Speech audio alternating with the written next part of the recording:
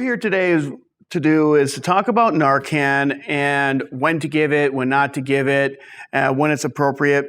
But I always like to start out this particular presentation on kind of like a little bit of the stigma of Narcan. Narcan gets a bad rap. It's been around for a really, really, really long time.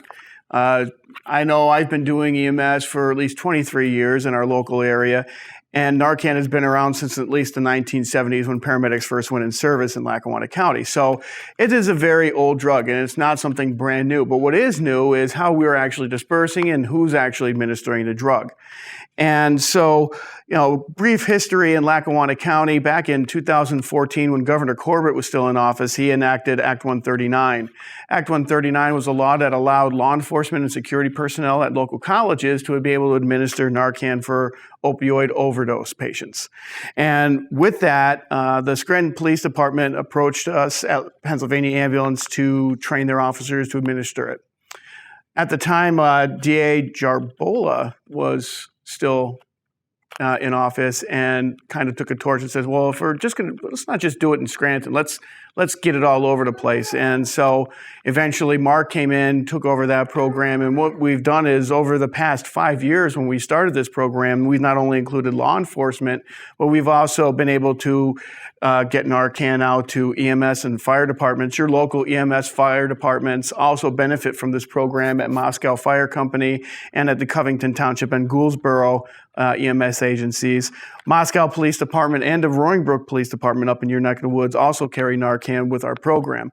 So throughout the last 5 years, we have, I believe, 90% of the departments in Lackawanna County now carry Narcan, and just about every BLS agency carries Narcan on their ambulances. And if we went back 5 years ago, nobody did. So what we started to do back in 2015, 16, and 17 is we started actually moving the Narcan programs out of just the first responder arena and started moving it into educational institutions like colleges, universities, and some of our local high schools. And then just last year, the state rolled out a couple Narcan giveaways, and we thought that we would be able to actually do that a little bit better in our area instead of just it being a one-year thing. Why don't we come out to the communities, talk about Narcan, teach people how to give it and administer it appropriately, and then we can actually give it out in different community forums. And we have actually hit just about every section of Lackawanna County, now including the North Pocono region. And then all we have to do now is finish doing the Abingtons later at the month. And we've literally been all over Lackawanna County with this program. So without further ado, let's talk about Narcan. So Narcan is a drug that is used for opioid or opiate overdoses. So in order to understand how this drug works, we actually have to talk about the drug we use it on. Now, it only works and is only effective on certain drugs. Now, some of the drugs that you may be familiar with may be Vicodin or Percocet. You've heard of all those, right?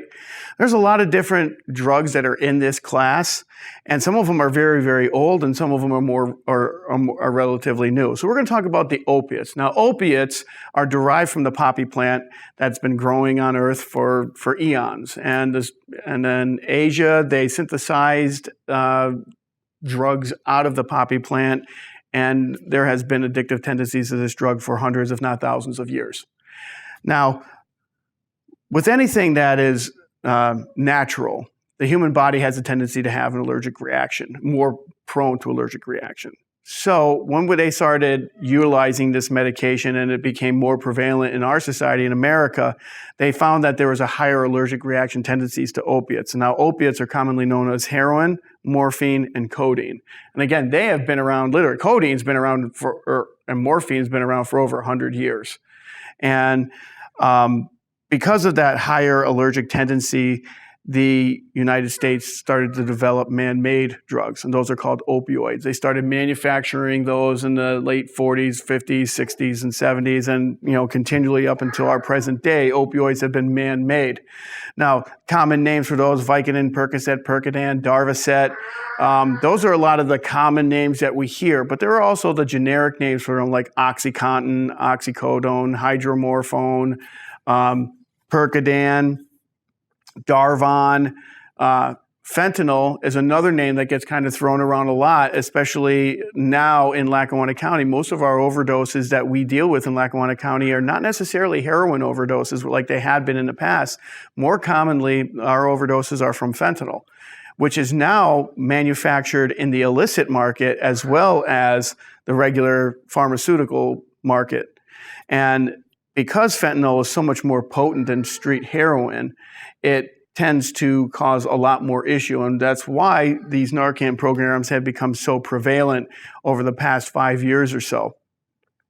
The addiction crisis that we face today has always been there. It's been exacerbated over the past, we'll say almost 20 years with the advent of newer, more powerful drugs, and also in the medical community. There was overprescribing from a lot of medical providers because it was the thing to be doing. At the turn of the century, I remember as a young EMT going through training, I was not taught a pain scale. You've asked somebody what their pain was, they would just scream or yell and you knew they were in pain. It wasn't a 1 to 10 scale. I don't know if anybody remembers the days before the 1 to 10 scale, but over the turn of the century, then it was in medical journals is like, you can't feel your patient's pain, so you have to treat that pain, and we treated them with opiates and opioids. So how do they work? And why are they so stinking addictive? So, have you ever been in pain? Anybody? Yeah, everybody's been in pain, right? So, I like to kind of break this down in the simplest terms. You have a pain receptor, all right? And they're all over your body, okay? Millions, if not trillions of them, all right? You have them all over your body. And when you're in pain, they're screaming, ow, ow, ow, ow, ow. They're sending impulses through your nerves into your brain telling you, ouch, ouch, ouch, ouch, ouch. What an opioid or opiate does is it bonds with that pain receptor and blocks pain transmission. It simply just locks it up so there's no pain transmission. Now, the problem with that is this screaming, pain receptor is attached to a nerve, the nerve that's attached to your spinal cord. The spinal cord is attached to your brain. When we take too much of any kind of opiate or opioid, it's going to have an effect on our central nervous system and our brain and our respiratory centers that actually keep us breathing. When we take too much, what first happens is we get kind of woozy and get a little bit drowsy, and we kind of become unconscious. And if we're lucky, that's all that happens if we overdose. But what can happen is if you have so much, it can actually cut off your respiratory centers and decrease the amount of respirations you have. You stop breathing, and then eventually you go into cardiac arrest and die. So what Narcan does is it simply, when you administer this medication, it actually breaks the bond. It simply just allows that pain transmission to come back through. So yeah, can you imagine how that would feel if you were taking this on a regular basis and you relied upon this? It simply breaks the bond. Now, there is a bit of a downside to that. Now, Narcan has a half-life of anywhere from 30 to 45 minutes, depending on the patient's size. And after that, once that drug wears off and that half-life comes, that drug then reconnects again, and then what happens? We get what we call a retrograde overdose. Patient overdoses again, not because they took more drugs, but because whatever is in their system is not gone. Okay, you simply just broke a bond. Now that bond comes back and that patient can overdose. So one of the things we make sure we educate people about is when you administer the medication, you still have to call 911. It's important that they go to the hospital, that they get emergency care. And the nice thing about emergency care is it can lead to continued care, where we can get them into treatment. We have treatment programs in the local emergency departments now that can actually transition somebody into some type of substance abuse care.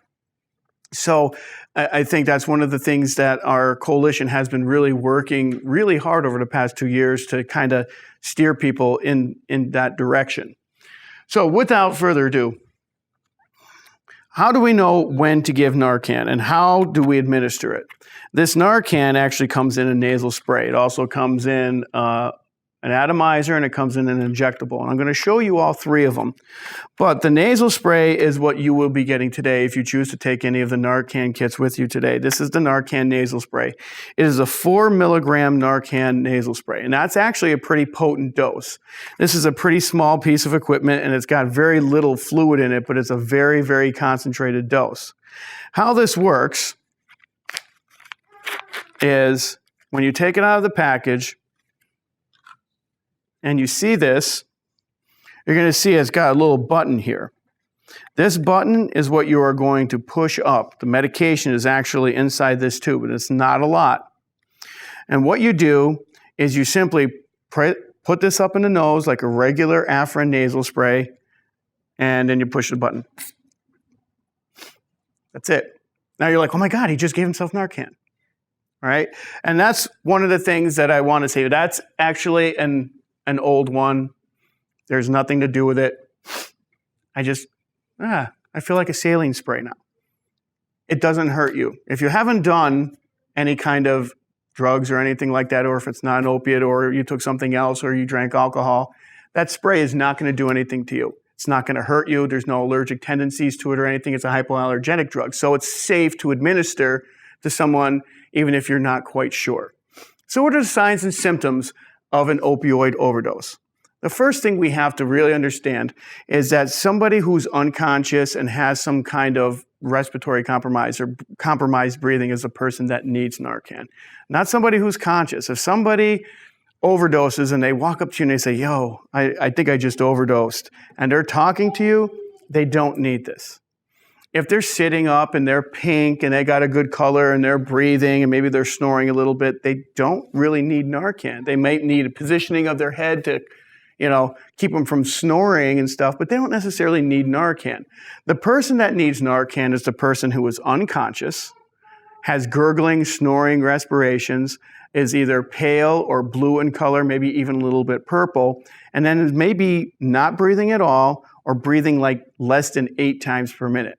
And that's like one breath almost every 6 or like 8 or 9 seconds. So if they're barely breathing and you see they just don't look right, that's probably one of those indicators. But you have to ask yourself some other questions too. Do you know this person? Are they a family member? Do they have a history of substance abuse? And if they do, okay, what is their drug of choice? And if it's opioids or opiates, it's okay to make the assumption that they may have overdosed again. Because treatment doesn't always fix that person the first time, the second time, or even the third time. Sometimes it takes several times to do that. So with that, I want everybody to look around. Check their arms, check their legs, look for track marks. I want you to look for paraphernalia. Look for the needle sitting on the bathroom sink next to the toilet. Look for the little clear baggies with the little stamps on them with the little residue on it. Look for the burned spoons. Look for the burned tin foil. Look for, empty pill bottles. Look for patches on them. Look for patches in their mouths. I've had people chew on fentanyl patches just to get their high. So look for all these different things. And if you don't find that, then the last thing I also want you to check is their pupils. When you open up their pupils, regardless of how dark out it is or how bright out it is or what amount of light there is, you're going to see pinpoint pupils. They're going to be really, really, really tiny. That's probably one of the biggest indicators of opioid overdose. Now, this only works on opioids. It doesn't work on alcohol. It doesn't work on ecstasy, GHB, MDMA, or any other of those psychedelic drugs. It doesn't work on LSD or PCP. It doesn't work on benzodiazepines such as Valium, Ativan, Xanax, Valium, Ativan, or Versed, or midazolam, diazepam. It doesn't work on those drugs. It doesn't work on Xanax. It doesn't work on Prozac, Paxil, SSRI drugs, lithium. It does not work on anything but those first drugs I told you. It does work on other drugs like methadone, okay, Suboxone, Subutex. Okay, it does work on those drugs as well, because you can take too many of those pills in pill form and still overdose. You can't really crush them or smoke them or anything like that without it activating the Narcan that's in them. So what we're going to do is we're going to show you what comes in your package here. You're going to get your nasal sprayer. Inside each one of these is a quick start guide, they call it. Now, this is for people who actually are very, very nervous and need directions. And it covers all walks of life, whether you're educated or uneducated.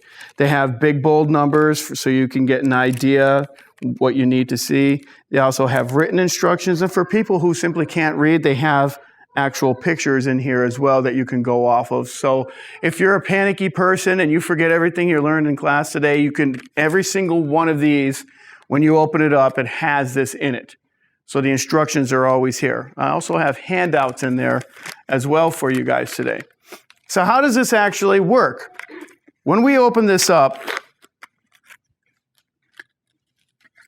what this does is it creates a very, very fine spray. Now, you may have to look hard to see it because there's not a whole lot in here. But when I put this up my nose, it really didn't drip out, did it?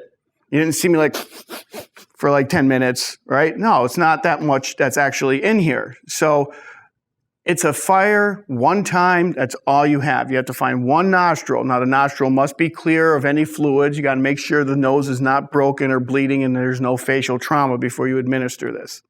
The patient, again, must be breathing. If they're in cardiac arrest where they don't have a pulse and they're not breathing, you have to do CPR.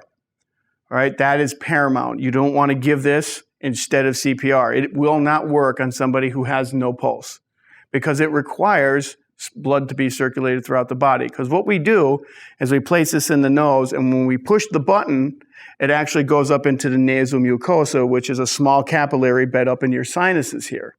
And it goes right directly into your brain, and it, again, opens up those respiratory centers to get you breathing again. So when you place it in there and you push here, you're going to get a small little mist.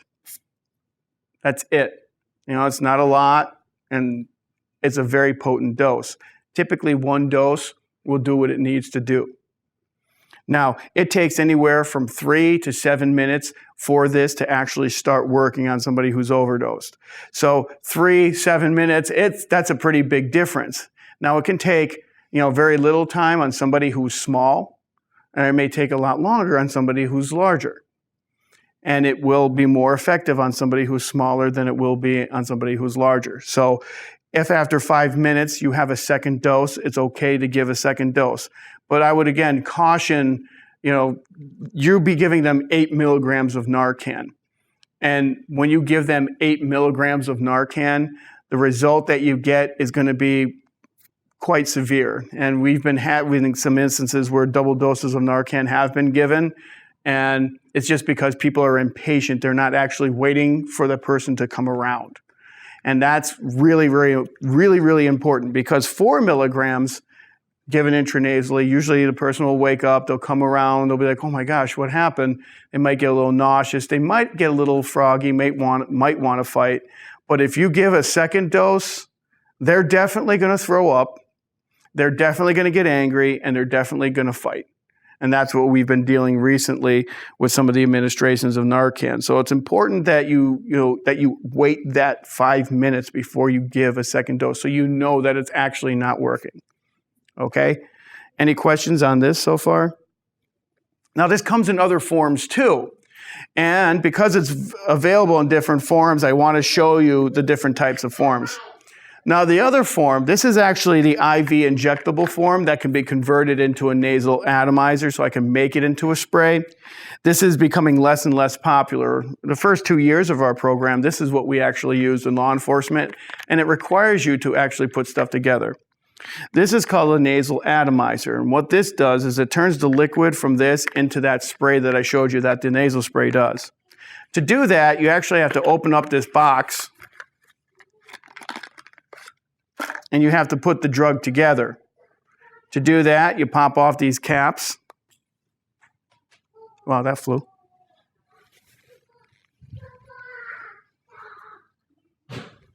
And then you screw this together. Now, it's important not to push the glass tube while you're screwing that in there because you can actually lose the medication if you do.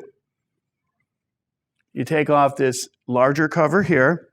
You take your atomizer, you hold it by the wings, and then you screw the syringe onto it, and it should look like this when it's done.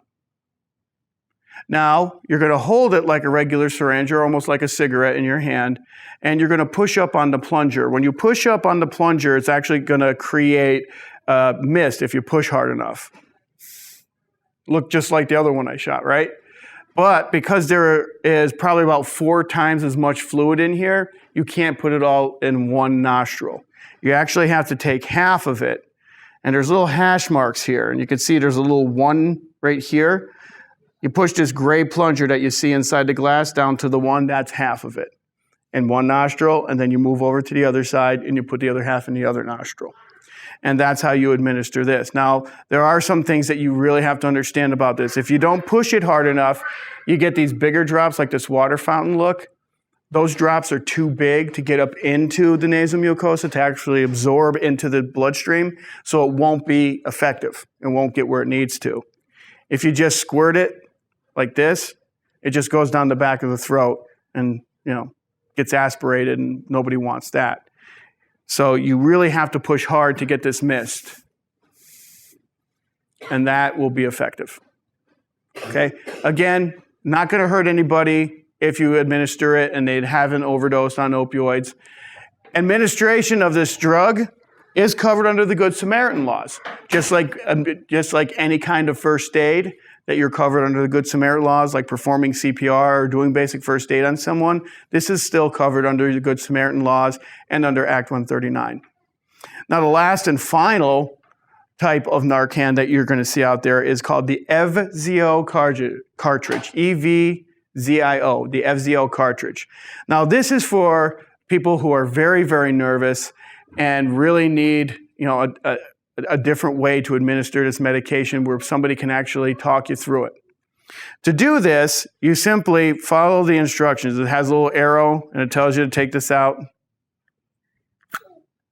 You pull this out. Trainer contains no needle or drug. If you are ready to use, pull off red safety guard. To inject, place black end against outer thigh. Then press firmly and hold in place for 5 seconds.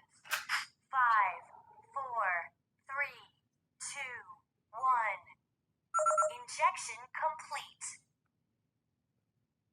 That's this it. Trainer may be reused for training purposes. Replace Now, the red safety guard. when it comes to what type and style of Narcan you're going to use, it probably depends on the pharmacy that you go to or how much money you have. The EVZIO cartridge costs anywhere from $70 to $100 and some dollars. It's very, very expensive, and it's kind of rare. They're trying to kind of break back into the market. They ran into the same issues that the EpiPen did. They got, jacked up their prices. Another company came and bought and lowered the prices, but they still have that black eye from jacking up their prices for that. So you're not seeing a lot of people use it. But it has its place for people who are very, very, very nervous about administering something and need some guidance. The IV type that you screw the atomizer on, again, it's still out there and it's sold in a little kit, but it's becoming less and less popular since they started giving out the Narcan nasal sprays. Now, this drug is readily accessible. You can get doses from Barb. She has doses down at the drug and alcohol offices down at the county center on Wyoming Ave. We also have them over at Pennsylvania Ambulance. But you can also obtain them at any local pharmacy. There's really, and when I say there's literally maybe 2 or 3 in Lackawanna County that do not have Narcan, and they're like way, way out, little mom and pop places. But every big box pharmacy in Lackawanna County carries Narcan. And you can purchase Narcan on your own without a prescription. There is an open prescription from the Secretary of the Department of Health that allows you to go out and get it on your own. Now, when it comes to actually paying for it, that's where it can be a little bit tricky based on the insurance. Now, if you are a person who has Medicaid through Harrisburg, you can actually buy it. You could get it for yourself for free, no copay, for yourself through that type of insurance. Now, I can't tell you what Blue Cross or Geisinger or UPMC or whatever insurance will pay and what their copays are.